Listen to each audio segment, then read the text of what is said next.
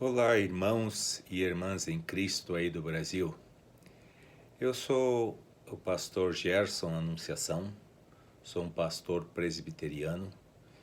Fui ordenado em 1988 aí no Brasil pela Igreja Presbiteriana Independente.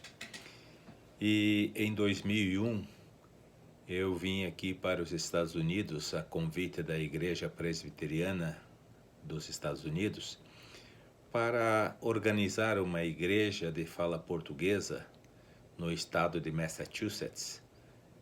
E essa igreja foi organizada em 2005 e eu continuei a servir como pastor desta igreja, a Igreja Presbiteriana Cristo é Vida, até o ano de 2011. Mas enquanto eu era pastor daquela igreja, em 2005, eu fui impactado com uma situação. Eu recebi um telefonema de uma senhora aí do Rio de Janeiro e ela, de alguma maneira, soube que eu estava trabalhando, servindo aqui nos Estados Unidos.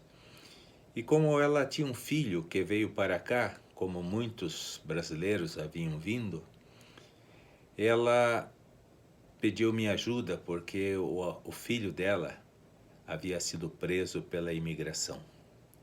Um rapaz que cresceu numa igreja presbiteriana aí no Rio de Janeiro, família toda dedicada ao trabalho do Senhor. E ela então estava desesperada porque não conseguia contato com ele. E então ela, sabendo que eu estava aqui, pediu-me para visitá-lo. Eu então liguei para a prisão, que ficava a cerca de 45 minutos, 50 minutos de carro da cidade onde eu vivia, e eu fui visitar aquele rapaz. E depois de alguns minutos esperando, os oficiais da prisão me mandaram para uma sala onde os advogados costumam falar com seus clientes. E eu fiquei esperando ali até que alguns minutos depois esse rapaz chegou aos prantos. E eu esperei que ele se acalmasse e perguntei a ele como ele estava se sentindo, o que estava acontecendo, qual a razão do choro. E ele me disse: eu estou chorando de alegria, porque eu tenho pedido a Deus para enviar alguém para falar comigo na minha própria língua, para orar comigo, para ler a Bíblia comigo na minha própria língua. E quando eu estava terminando a minha oração, eu escutei o alto-falante anunciando que eu tinha uma visita. E naquele momento eu soube com toda certeza que Deus havia respondido à minha oração. E eu continuei visitando esse rapaz por alguns dias, né? Não dias alternados, mas durante algum tempo eu fui visitá-lo mais 2 vezes, até que eu soube que ele havia sido transferido para uma outra prisão mais próxima do lugar onde eu morava, na cidade de Plymouth, em Massachusetts. E eu continuei visitando ele, e cada vez que eu o visitava, eu via que havia mais outros brasileiros na mesma situação. E então Deus colocou no meu coração o desejo de começar um ministério entre os imigrantes brasileiros naquela prisão. E eu conversei com o capelão da prisão, um americano, aliás, uma pessoa extraordinária, uma pessoa que havia sido um preso naquela mesma prisão e hoje serve a Deus como capelão lá. E este capelão, Daniel Gross, ele, quando eu conversei com ele sobre o meu desejo de servir como capelão voluntário entre os imigrantes brasileiros, ele olhou para mim e disse: Deus enviou você aqui, porque eu estava pedindo para Deus nos dar condições de atender esses imigrantes que não falam o inglês. Então você vai ser muito bem-vindo aqui. E então eu comecei a realizar, a princípio, um estudo bíblico entre os brasileiros naquela prisão em Plymouth a cada 15 dias. Mas à medida que eu estava fazendo esses estudos bíblicos, eu comecei a me preocupar mais e me inteirar mais a respeito da situação dos imigrantes brasileiros e descobri que mais próximo da minha casa ainda havia uma outra prisão na cidade de Bristol, ou melhor, na cidade de Dartmouth, onde haviam outros brasileiros presos.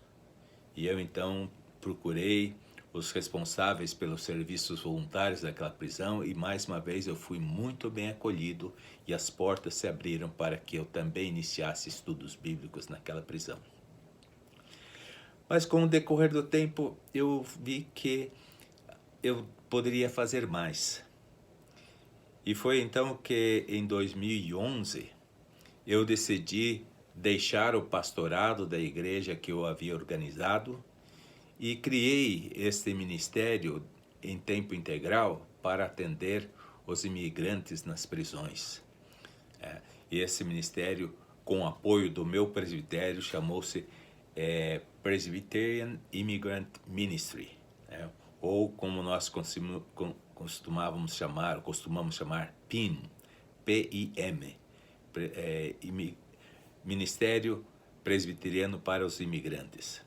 Você pode ver, ainda existe um site, presbim.com, presbim.com, P-R-S-B-I-M.com, e você pode ver muitos dos artigos que eu escrevi, testemunhos de presos naquele site. Mas voltando ao assunto, eu comecei a me envolver mais. E Deus colocou no meu coração o desejo de abrir outros pontos de estudos bíblicos em outra prisão na cidade de Boston.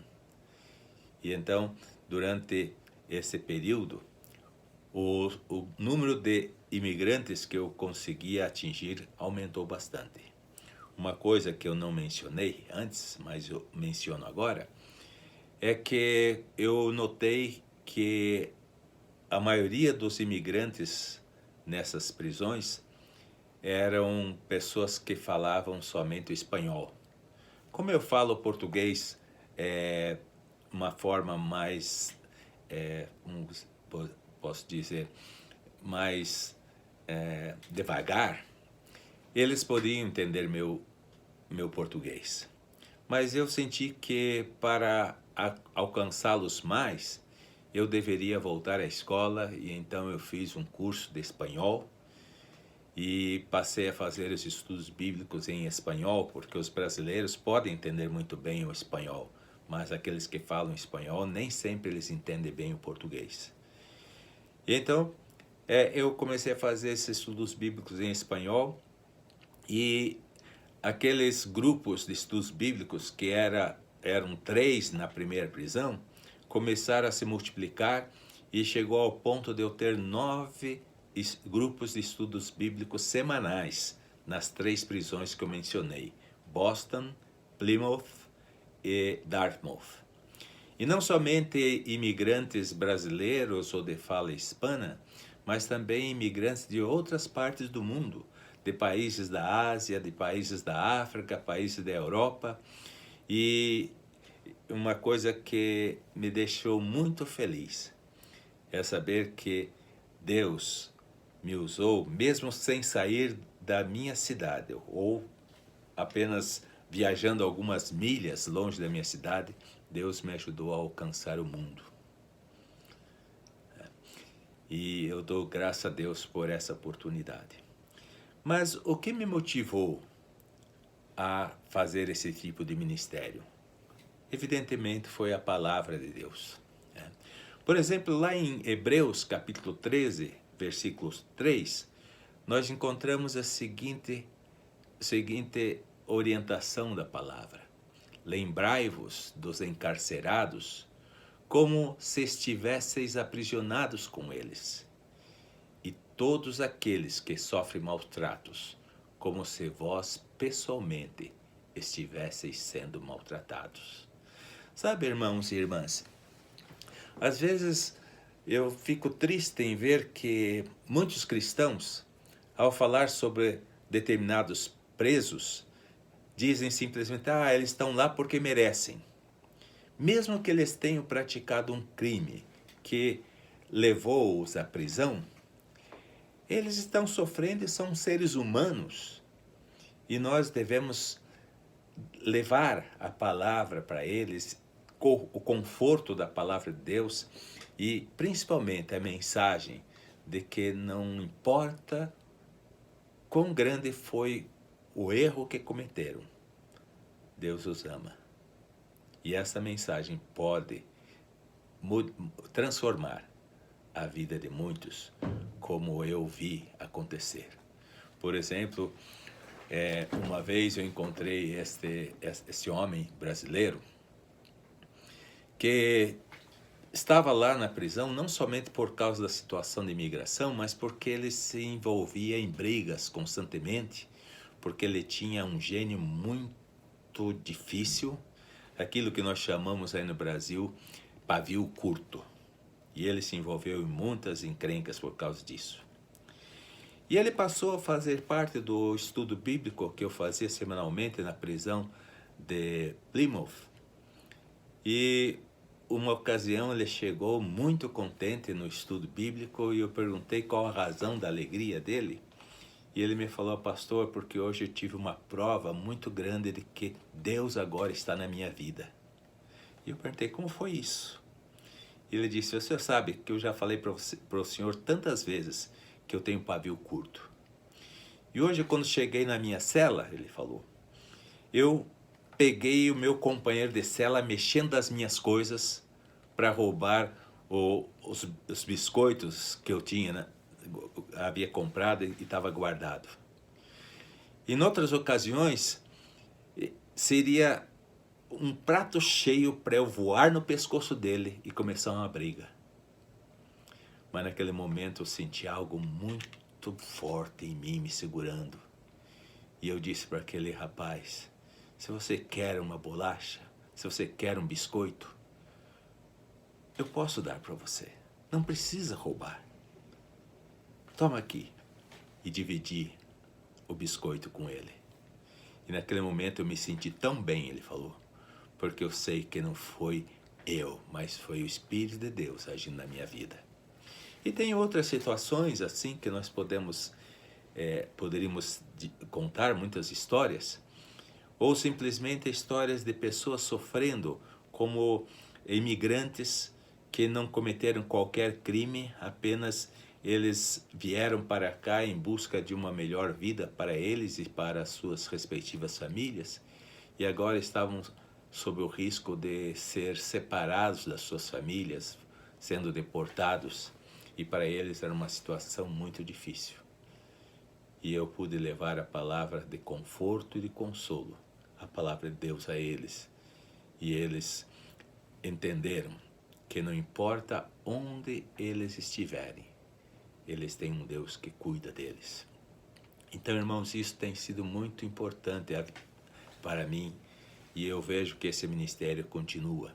E outro texto da palavra de Deus que eu creio que vocês conhecem muito e que me levaram a fazer esse ministério é aquela palavra que nós encontramos em Mateus 25, quando o Senhor Jesus diz que Ele colocará as ovelhas à sua direita e os bodes à sua esquerda, e então dirá ao rei a todos que estiverem à sua direita, vinde abençoados de meu Pai, recebei com herança o reino qual vos foi preparado desde a fundação do mundo, pois tive fome e me deste de comer, tive sede e me deste de beber, fui estrangeiro e vós me acolhestes, quando necessitei de roupa, vós me vestistes, estive enfermo e vós me cuidastes, estive preso e fostes visitar-me.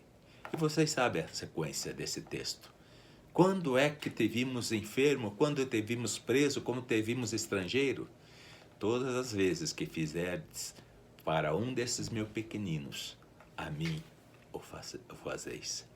Então, irmãos e irmãs, vejam, esse texto aqui para mim é muito caro, porque não somente fala de estrangeiro ou imigrante, mas também fala de presos e fala também de enfermos. E hoje eu estou servindo como capelão aqui no Hospital de Câncer em Salt Lake City. Mas mesmo não estando mais participando do ministério presbiteriano para imigrantes, aquele ministério continua indo à frente. Agora com outros pastores servindo aquela comunidade, a comunidade dos presos em Massachusetts, incluindo a esposa de um pastor. Enquanto ele visita os homens, ela visita as mulheres nas prisões. E eu quero incentivar vocês a levar a sério essa palavra de Deus, esse desafio, porque cada prisão é um campo pronto para a colheita. Eu mencionei no começo dessa conversa o capelão Daniel Cross, lá em Plymouth, e como ele se converteu e se transformou num capelão naquela mesma prisão. Em breves palavras, o que aconteceu foi que ele foi preso depois de atropelar e matar um oficial da polícia quando ele estava embriagado. Ele foi condenado a alguns anos de prisão. E lá na prisão ele recebeu uma Bíblia e ele começou a ler a Bíblia e ele começou a ver que muitos dos pecados que ele havia cometido estavam lá escritos e que a consequência do pecado era a morte eterna. E então ele ficou muito preocupado com aquilo e na primeira oportunidade que ele teve, ele procurou o capelão da prisão e perguntou: isso tudo que está escrito aqui nesse livro é verdade? E o capelão falou: é verdade.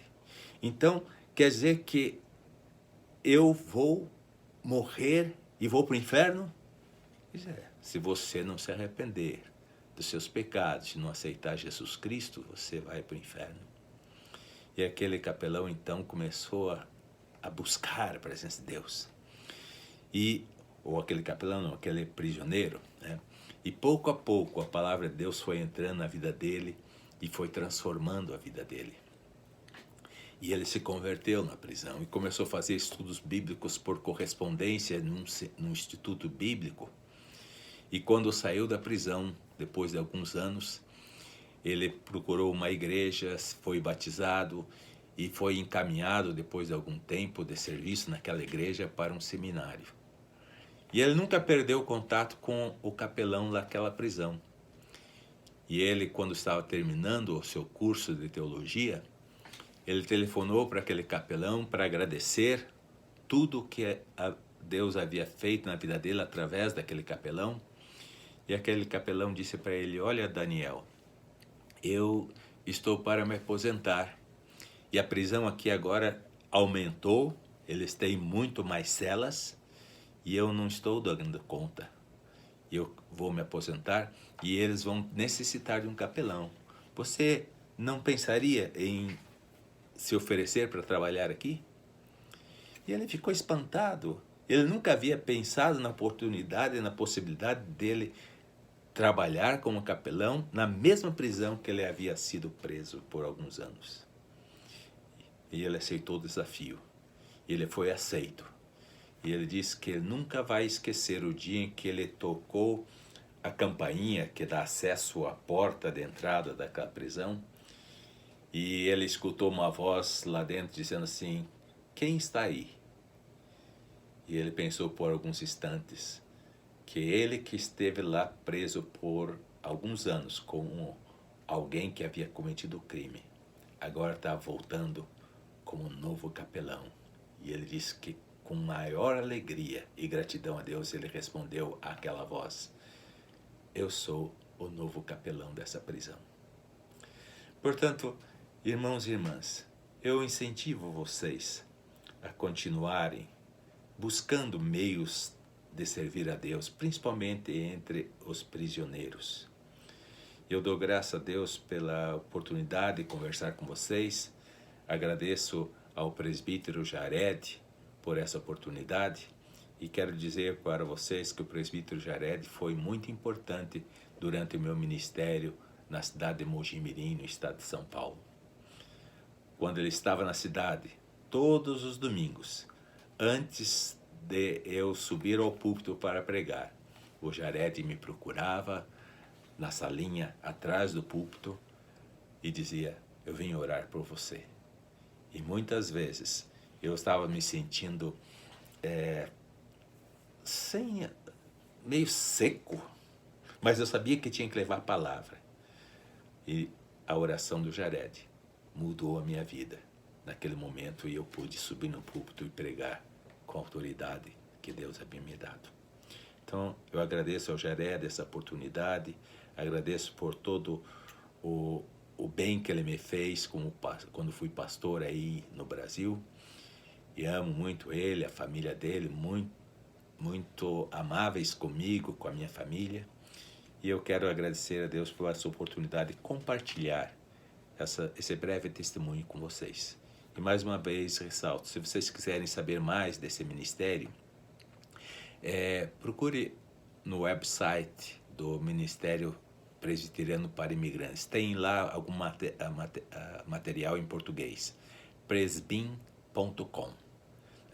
E só para concluir, mesmo que eu tenha trabalhado mais com imigrantes em situação de deportação, eu também realizava muitos estudos bíblicos entre imigrantes que haviam sido condenados ou estavam aguardando o julgamento. Que Deus os abençoe e não esqueçam, Deus tem um propósito na vida de vocês. Deus os abençoe.